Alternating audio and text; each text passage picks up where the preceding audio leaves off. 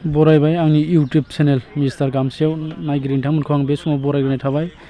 आं बे समाव दङ सरपटार कलेजाव।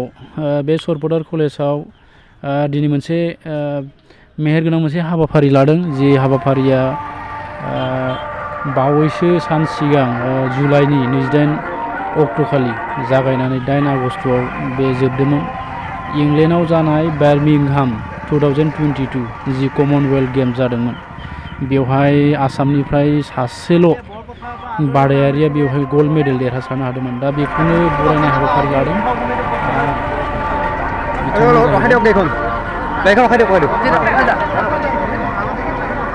এই আপোন মানুহবোৰ দেখি কেনেকুৱা অনুভৱ, কেনেকুৱা পোনপ্ৰথমে বিশাল বাইক ৰেলী আদৰি আনিছে আপোনাক, আৰু যিহেতু ইয়াত আপোনাক সম্বৰ্ধনা জনোৱা হ'ব, আপোন মানুহখিনিয়ে আজি সম্বৰ্ধনা জনাব। এইখন কলেজতে পঢ়িছিলে আপুনি? এইখন কলেজতে পঢ়া নেকি আপুনি? অঁ হয়। এতিয়া ঘৰলৈ যাব ইয়াৰ পিছতে, মনটো কেনেকুৱা লাগি আছে বহুত দিনৰ পিছত? निश्चितভাৱে আমি गोजोननाय थाबाय। बिथाङानो जाहैबाय नयनमणि शइकिया, जि माने गलाघाट जिल्लानि सिङाव दङ, सरपटार साब डिभिजन, सरपटार बियाबनि टेङाखला होननाय जायगानि सरपटार साब डिभिजनाव धनस्रि साब डिभिजनाव। दा बेखौ माने बे दिनैनि बे बरायनाय हाबाफारिखौ गलाघाट जिल्ला खुंथाय आरो धनस्रि गेलेमु जिल्ला गेलेमु आफादनि बानजायनायाव बेखौ बे सरपटारनि बे कालचारेल कमप्लेक्सआव खुंनाय जादों। जोबोर गाजा गोमजायै खुंदों। बेवहाय सरपटार बियाबनि एमएलए बिथाङाबो दङ, बिश्वजित फुकन बिथां, आरो गोबां दैदेनगिरि बिथांमोन दङ। माहारियारि आफाद आसु दङ, ओमफ्राय ओरै जोंनि दुलाराय बर' फरायसा आफादनिबो बिथांखौ बरायनो थाखाय साखाफारा। आंबो बे समाव दंफैयो। आंजों लोगोसे दङ गलाघाट जिल्लानि गाहाय नेहाथारि बिथाङा दङ, जों सानैजों ज' फैदों। आरो ओरै डिस्ट्रिक्ट ओरै आफादगिरिया जाहैबाय ओरै अरांघाटनि बिथाङा ओरैजाय फैबाय, अरांघाटनि साइडथिं, जों ओरै एसे सिगां साइडजों फैबाय।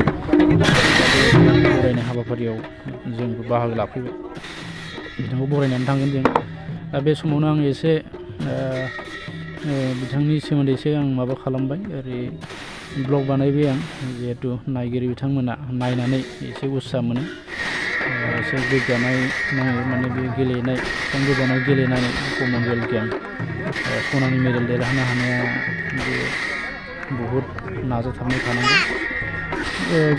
बिथाङा सासे माने फरेस्ट डिपार्टमेन्टआव बियो साख्रि मावखायो, जिहेतु नयनमणि शइकिया बिथाङा उन्दै समनिफ्रायनो गेलेनायजों लोब्बा गोनां। बुंनो थाङोबा बिथाङा माने दाबो खोनादों, माने बिमाया माने बर'सो होननाय खोनादों, जिहेतु बर'नि फिसा। बिथांनि माने बिमानि न'आ कासुमारि होननाय जायगा दं, बे बरपेटा एरियायावनो दं, सरपटार एरियायाव। माने बर' बिमानि गोरबोनिफ्राय जोनोम मोननाय बेबायदि आङो खोनादों। माने बिनि न'खरनि गावनि जोनोमगिरि बिमाखौ बर' होननाय खोनादों।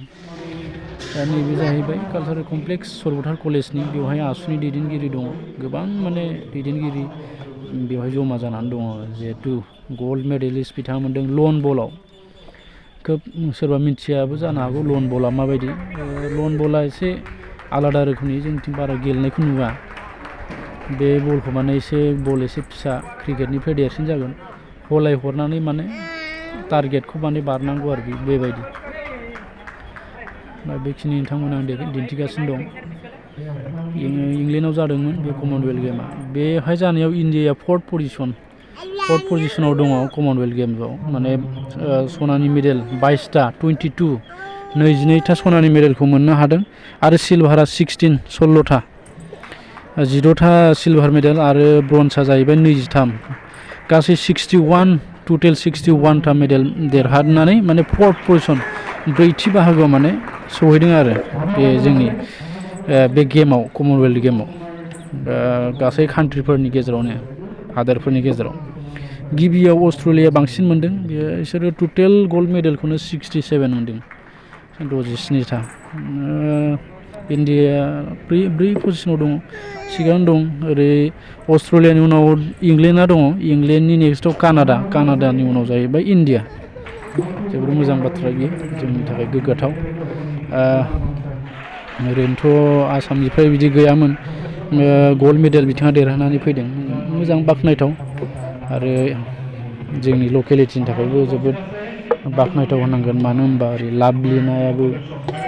लाभलिना खिन्थु देरहानो हायासै अब्लाबो सिगांनिफ्रायनो माने सिनायजानाय माने गेलेनायाव जौगाफुनाय लाभलिना दङ ओरै बिथाङा बिनि उनाव दा गल्ड मेडेलिस्ट नयनमणि शइकिया बिथां जोबोर गोजोनथाव बेफोरखौ थुलुंगानाय बे मोनसे थुलुंगानाय जिहेतु उननि जोंनि माखासे गेलेगिरि बिथांमोननि बे देरहासारनायखौ नुनानै माने गोसोआव गोग्गानाय मोनसे लाबोयो आरो गेलेनायाव खोब सम्भब गोसो माने गुदुं जायो बेखिनिखौ नोंथांमोननो दिन्थिबाय बेवहाय प्रेस मिटबो लादोंमोन प्रेस मिट लानायाव बिथाङा जोबोद माने लासै बुङो प्रेस मिटआव साउन्डआ बारा मोजां फैयासै